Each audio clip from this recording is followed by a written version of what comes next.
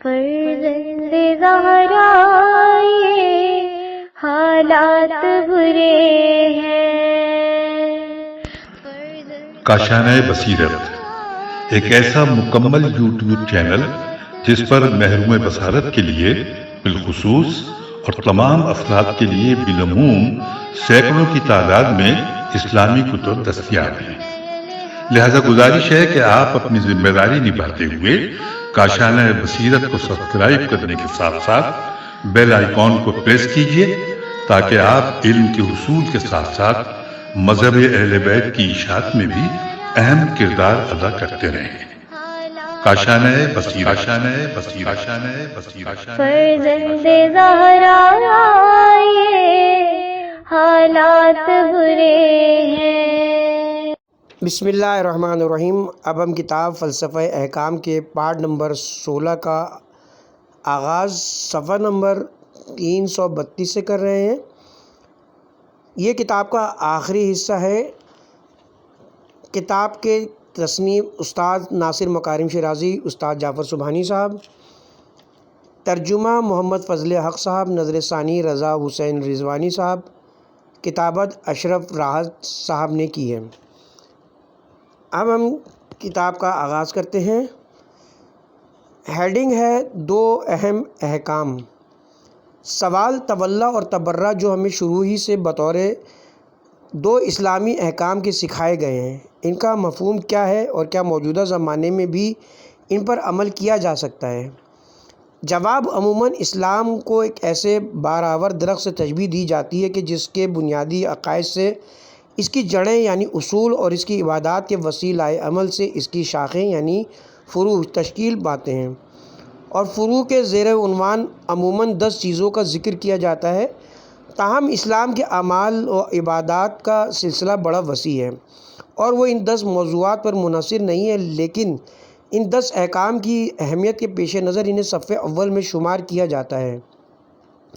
ان 10 احکام میں 3 نماز، روزہ اور حج کا تعلق عبادات، دعاؤں اور خدا سے رابطہ قائم کرنے سے ہے، 2 زکوٰۃ اور خمس اقتصادی مسائل اور خلق خدا سے تعلق سے مربوط ہیں، اور 5 یعنی جہاد، امر بالمعروف نہی عن المنکر، تولا اور تبرہ کا تعلق اجتماعی، عسکری اور سیاسی مسائل سے ہیں۔ اس وقت موضوع بحث 2 آخری احکام یعنی تولا محبت کرنا اور تبرہ یعنی بیزاری کا اظہار کرنا ہے۔ یعنی ہم کس سے محبت کریں اور کس سے نفرت کریں۔ ہمیں چاہیے کہ ہم خدا تعالیٰ کے دوستوں، حق طلب لوگوں، نیک انسانوں اور حق اور عدالت کے حامیوں سے محبت کریں، اور بدکاروں، ظالموں، عیش پرستوں، خدا تعالیٰ اور بنی نوع انسان کے دشمنوں سے نفرت کریں۔ ہم سب سے محبت کیوں نہ کریں؟ ہم ساری خلق خدا کے لیے اچھے بن کر کیوں نہ رہیں؟ کیا موجودہ دور میں ہر ایک کے ساتھ اور ہر جگہ صلح جویانہ زندگی گزارنے کے اصول کو فراموش کیا جا سکتا ہے؟ لیکن جو لوگ ہر ایک سے اور ہر حالت میں دوستانہ برتاؤ کے طرفدار ہیں، ہمیں ان سے پوچھنا چاہیے کہ ایک ایسی دنیا کے جس میں ظالم اور مظلوم، ستمگر اور ستم دیدہ، جابر اور کمزور، حق طلب اور غاضب، پاک اور ناپاک سب موجود ہیں، کیا ہم سب سے محبت کریں؟ کیا ہم سب کے ساتھ خوش رہیں؟ کیا ہم سب کی مدد کریں؟ کیا کوئی انسانی منطق ہمیں اس بات کی اجازت دے سکتی ہے؟ کیا لوگوں کا زندہ ضمیر اس غلط میل ملاپ سے ہم آہنگ ہو سکتا ہے؟ یہ 2 اصول اسلام کے ضابطۂ عمل کے بنیادی اصولوں میں اس لیے شامل کیے گئے ہیں تاکہ سچائی، عدالت، آزادی، پاکیزگی اور اچھائی کے طرفدار اپنی صفوں میں اتحاد پیدا کر لیں اور ناپاک، ستمگر اور بدکار لوگ تنہا رہ جائیں اور ایک طرح سے اچھے اور نیک لوگوں کے اجتماعی اور اخلاقی معاشرے میں ہوں۔ کیا انسان کا بدن ہر غذا قبول کر لیتا ہے؟ کیا انسانی ذائقہ مفید غذاؤں کو مضر غذاؤں سے الگ کرنے کے لیے تولا اور تبرہ کا ایک ذریعہ نہیں ہے؟ کیا زہریلی غذائیں کھاتے وقت یا ہیضے میں مبتلا ہونے پر معدہ ان غذاؤں کو قبول کر کے انسان کو موت سے ہمکنار کر دیتا ہے، یا قے کی شکل میں زہریلی غذا سے نفرت کا اظہار کرتا ہے اور اسے اگل دیتا ہے؟ کیا جذب و دفع یعنی رد و قبول کی 2 قوتوں میں برابری ہی بقائے اس عالم کا باعث نہیں ہے؟ اگر ہے تو پھر انسانی معاشرہ ان دو قوتوں کے توازن سے جو تولا اور تبرہ کی شکل میں ظاہر ہوتا ہے کیوں کر مستثنیٰ رہ سکتا ہے، اور اگر ان دو احکام پر عمل کرنے کی بجائے ہر شخص اور ہر مکتب سے مصالحت کر لی جائے، ہر چیز اور ہر ماحول سے سازگاری کی کیفیت پیدا ہو جائے اور انسانی معاشرہ مفید چیزوں سے نزدیکی اور مضر چیزوں سے دوری اختیار نہ کرے تو وہ بہت جلد تباہ ہو جائے گا۔ یہی وجہ ہے کہ رسول اکرم صلی اللہ علیہ وسلم نے یہ حدیث ارشاد فرمائی، ایمان کا سب سے مضبوط سہارا خدا کے لیے دوست رکھنا اور خدا کے لیے نفرت کا اظہار کرنا ہے۔ صفحہ نمبر 335 ہیڈنگ ہے، کیا امیر المومنین علیہ السلام نے اپنی خلافت پر حدیث غدیر سے استدلال کیا؟ سوال، جیسا کہ ہم جانتے ہیں کہ غدیر کے دن رسول اکرم نے امیر المومنین کی جانشینی اور خلافت کا اعلان اور ان کی اطاعت و فرمانبرداری سب مسلمانوں پر واجب کر دی۔ اب سوال پیدا ہوتا ہے کہ جب امیر المومنین کی جانشینی کا اس دن اعلان ہو گیا تو پھر امام علیہ السلام نے اپنی تمام عمر میں اپنی خلافت کے اسبات کے لیے اس حدیث سے کیوں استدلال نہ کیا؟ جواب، جو کچھ سوال میں فرض کیا گیا اس کے برعکس امام علیہ السلام نے اپنی زندگی میں متعدد بار اپنی حقانیت اور خلافت پر حدیث غدیر سے استدلال کیا ہے۔ آپ موقع کی مناسبت سے اپنے مخالفین کو حدیث غدیر سناتے تھے اور یوں لوگوں کے دلوں میں اپنی وقت کا نقش ثبت کیا فرمایا کرتے تھے۔ فقط امام علیہ السلام نے ہی نہیں بلکہ رسول اکرم کی دختر گرامی حضرت فاطمہ نے، ان کے فرزند گرامی حضرت امام حسن مجتبیٰ علیہ السلام اور سید الشہداء حضرت امام حسین علیہ السلام نے، اور کئی ایک بزرگ اسلامی شخصیتوں مثلاً عبداللہ بن جعفر، عمار یاسر، ازبغ بن نباتہ، قیس بن سعد، عمر بن عبدالعزیز اور عباسی خلیفہ مامون نے، حتیٰ کہ آپ کے کچھ مخالفین مثلاً عمر بن عاص وغیرہ نے بھی حدیث غدیر سے استدلال کیا ہے۔ لہٰذا حدیث غدیر سے استدلال خود امیر المومنین علیہ السلام کے وقت سے ہوتا رہا ہے اور ہر دور میں آپ کے عقیدت مندوں نے حدیث غدیر کو آپ کی امامت اور ولایت کے دلائل میں شمار کیا ہے۔ ہم یہاں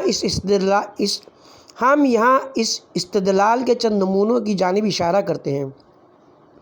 نمبر 1، شورا کے دن شورا کے ارکان کا تعین خلیفہ دوم کے حکم سے کیا گیا تھا، اور ارکان کی ترکیب کچھ یوں تھی کہ سبھی سمجھ رہے تھے کہ خلافت حضرت علی کے علاوہ کسی اور کو ملے گی۔ جب خلافت کی گیند عبد الرحمن بن عوف کی جانب سے عثمان کی طرف پھینکی گئی تو امام نے شورا کی رائے کو باطل ثابت کرنے کے لیے تقریر کی اور کہا، میں تم سے ایک ایسی بات سے استدلال کرتا ہوں کہ جس کا تم میں سے کوئی بھی انکار نہیں کر سکتا۔ پھر فرمایا، میں تمہیں خدا کی قسم دے کر پوچھتا ہوں، کیا تم میں سے کوئی ایسا شخص ہے کہ جس کے بارے میں پیغمبر نے فرمایا ہو کہ جس کا میں مولا ہوں علی بھی اس کا مولا ہے؟ اے پروردگار، جو علی کو دوست رکھے اسے دوست رکھ، اور جو علی کی مدد کرے اس کی مدد کر، اور یہ بات حاضرین ان لوگوں تک پہنچا دیں جو غیر حاضر ہیں۔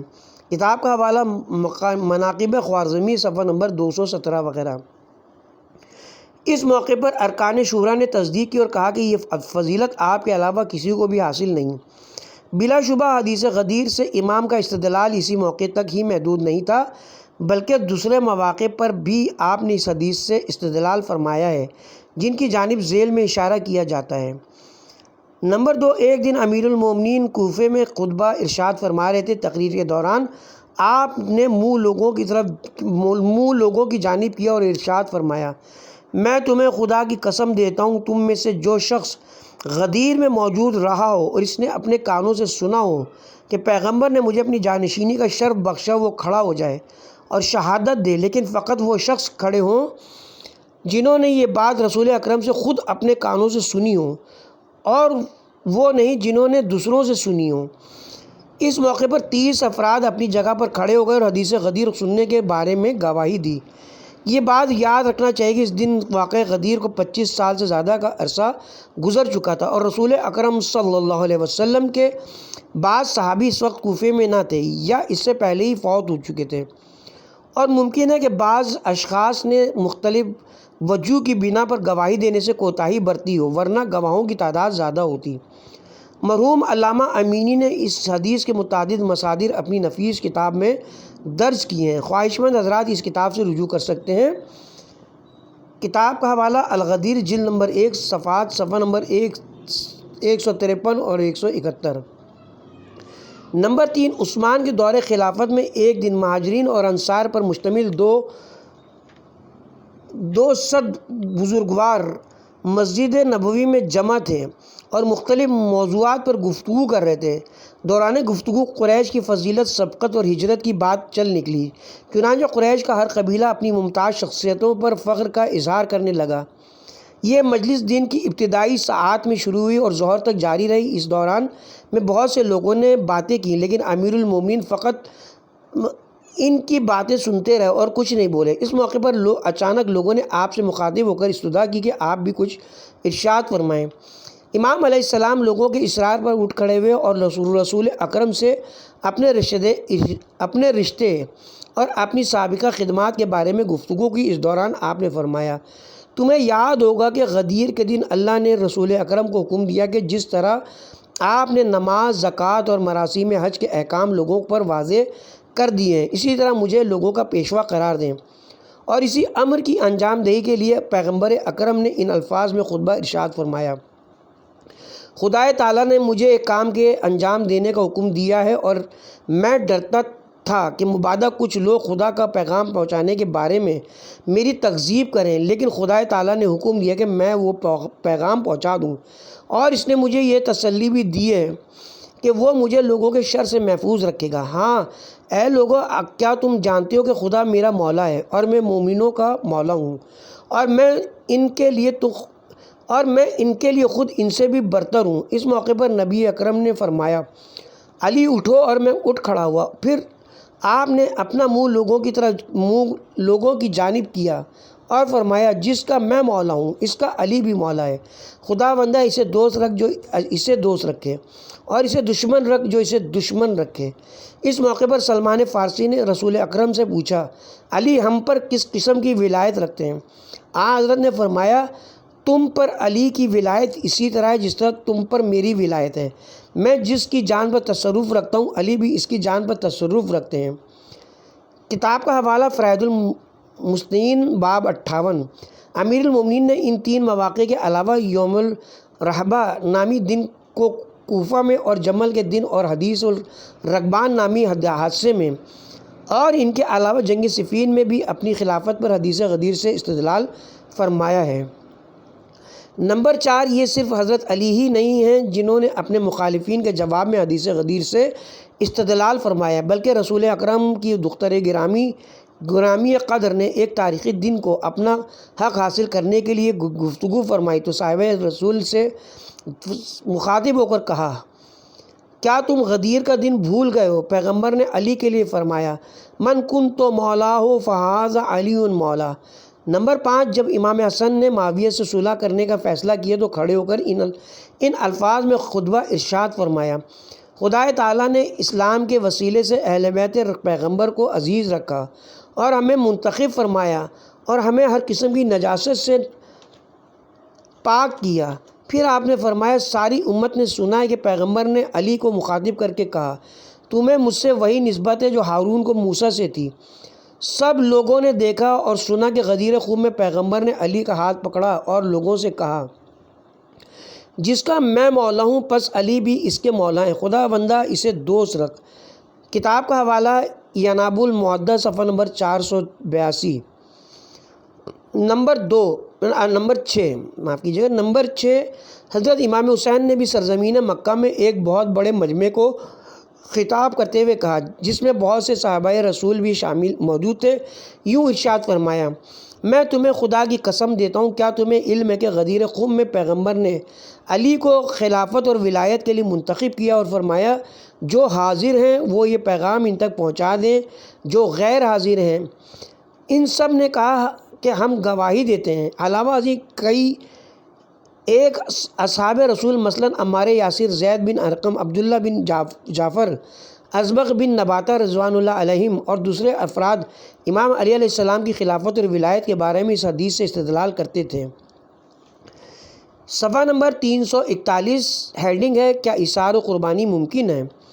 سوال، کہا جاتا ہے کہ انسان کے تمام افعال کوئی مادی یا روحانی فائدہ حاصل کرنے یا اپنے جسم اور روح کو کسی ضرر سے محفوظ رکھنے کی غرض سے صورت پذیر ہوتے ہیں، حتیٰ کہ انسان کے ایسے کام بھی جن کی نوعیت نیک جذبات اور انسان دوستی پر ہوتی ہے، مثلاً بے نواؤں کی اعانت اور فرزندوں کی تربیت، وہ بھی اس اصول سے مستثنیٰ نہیں ہے، کیونکہ انسان دوسروں کی مدد اور ان سے محبت کے اظہار سے اپنی مضطرب روح کو سکون بخشتا ہے اور اپنے آپ کو اس ذہنی کرب سے نجات دلاتا ہے جو ان پردرد مناظر کے مشاہدے سے پیدا ہوتا ہے۔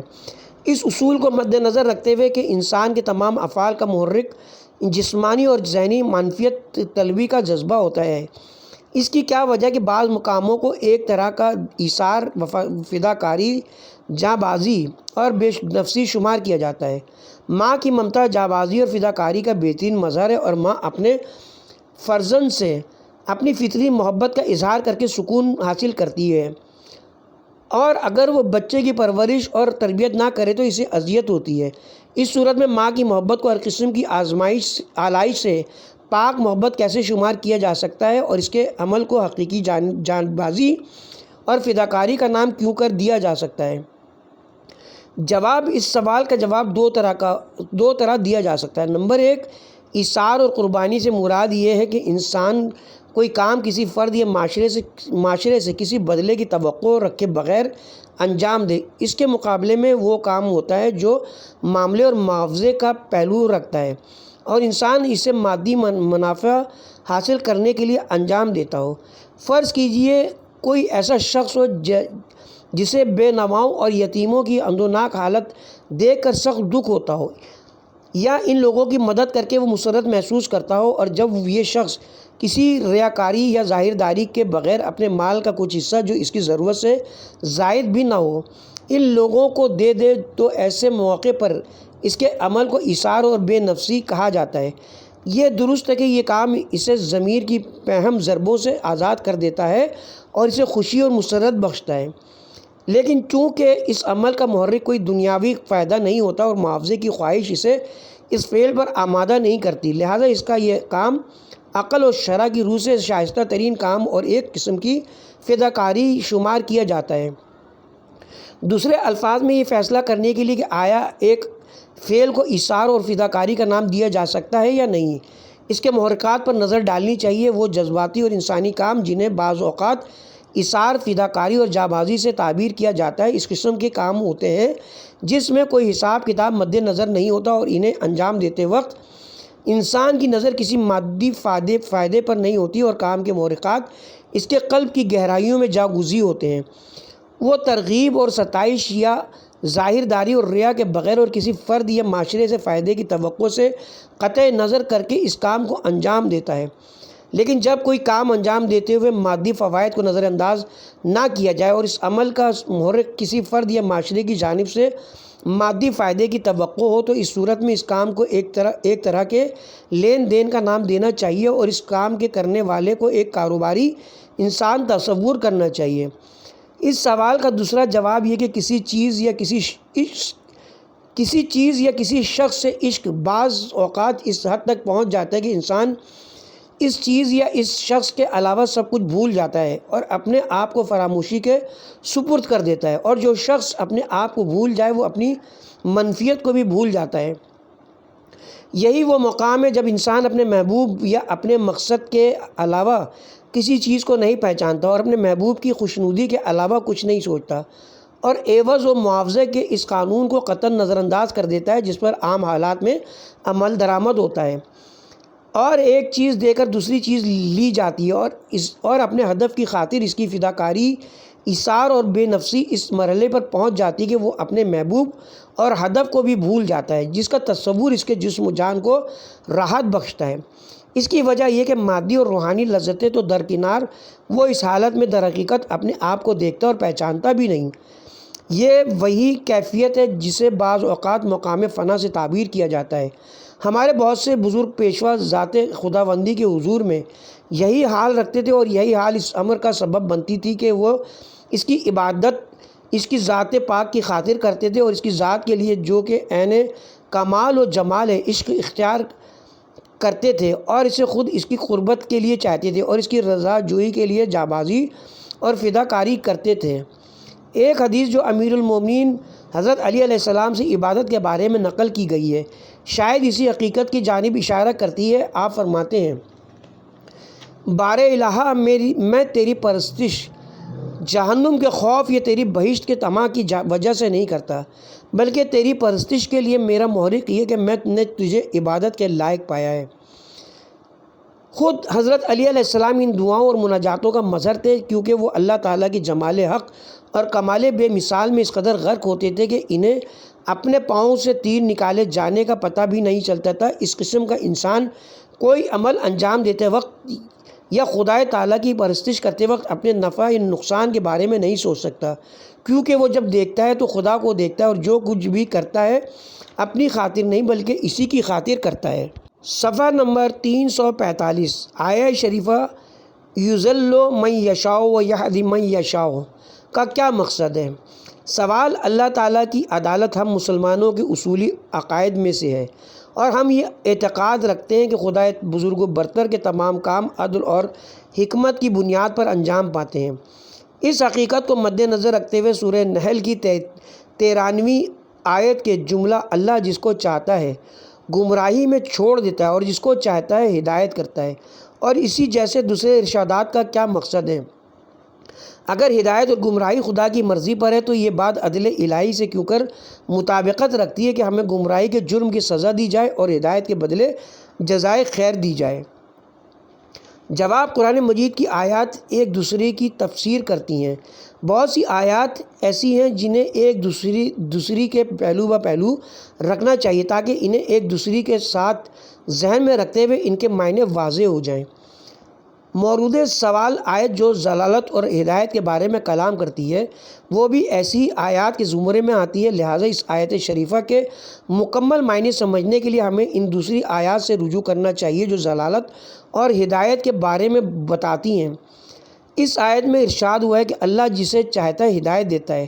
قرآن کی دوسری آیات مثلاً سورہ بقرہ کی 26ویں آیت میں کہا گیا ہے کہ یوں اللہ گناہ گاروں کے سوا کسی کو گمراہ نہیں کرتا۔ علاوہ ازیں سورہ مومن کی 34ویں آیت میں کہا گیا ہے کہ خدا ہر بے ایمان مصرف کو گمراہ کرتا ہے۔ یہ دو آیتیں اس امر کی وضاحت کرتی ہیں کہ بعض لوگ کس طرح اللہ تعالیٰ کی رحمت اور مہربانی سے محروم ہو جاتے ہیں اور زندگی اور خوشبختی کے سیدھے راستے سے دور جا پڑتے ہیں۔ ان دو آیات کو مد نظر رکھتے ہوئے ہم اس پہلی آیت جس کے بارے میں سوال کیا گیا ہے معنی کے واضح طور پر سمجھ سکتے ہیں۔ جب ہم آخری دو آیات کو پہلی آیت کے پہلو بہ پہلو رکھتے ہیں تو پتہ چلتا ہے کہ پہلی آیت کے مضمون کے مطابق جو لوگ پروردگار کی ہدایت سے محروم ہو جاتے ہیں وہ کوئی اور نہیں بلکہ گناہ گار، بے ایمان اور ظالم افراد ہی ہیں۔ چنانچہ یہ بات ذہن میں رکھنی چاہیے کہ بدکار اور بے راہرو افراد کی رحمت الہی سے محرومی اور گمراہی ایک بالکل فطری امر ہے۔ ہر انسان کی خوش بختی اس چیز سے وابستہ ہے کہ وہ اپنے وجود کی تمام مادی اور معنوی قوتوں اور صلاحیتوں کی تربیت صحیح طریقے سے کرے اور علمی اصطلاح کے مطابق ان قوتوں کو فعلیت کے مقام پر لے آئے، اور اس روحانی اور جسمانی تربیت اور انسانیت کے شایانہ شان خوش بختی حاصل کرنے کا بہترین طریقہ ان احکام اور تعلیمات کی پیروی کرنا ہے جو اللہ تعالیٰ نے اپنے گرامی قدر پیغمبروں کی معرفت بنی نوع انسان کے لیے بھیجی ہیں۔ جو لوگ ان تعلیمات اور احکام سے سرتابی کرتے ہیں اور گناہوں کا ارتکاب کرتے ہیں وہ خوش بختی کے حصول سے باز رہتے ہیں، پھر وہ اس قابل نہیں رہتے کہ اللہ تعالیٰ کی مہربانی اور رحمت ان کے شامل حال ہو اور وہ ہدایت پائیں۔ وہ توفیق الہی کے حصول کی استعداد کھو بیٹھتے ہیں اور سابقہ آیات میں ان کے گناہ کی وجہ سے گمراہ ہو جانے کی جانب جو اشارہ کیا گیا ہے کہ معنی بھی یہی ہیں۔ سورہ نساء کی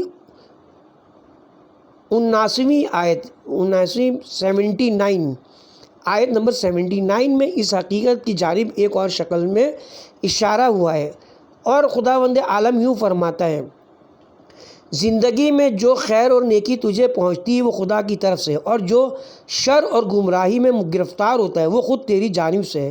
دوسرے جملے میں اس امر کی وضاحت کی گئی کہ ہر قسم کی گمراہی اور زندگی کے صحیح راستے سے بھٹک جانے اور اس کے نتیجے میں انسان کے شایان شان خوش بختی سے محروم ہو جانے کی وجہ خود انسان اور اس کے اعمال ہیں۔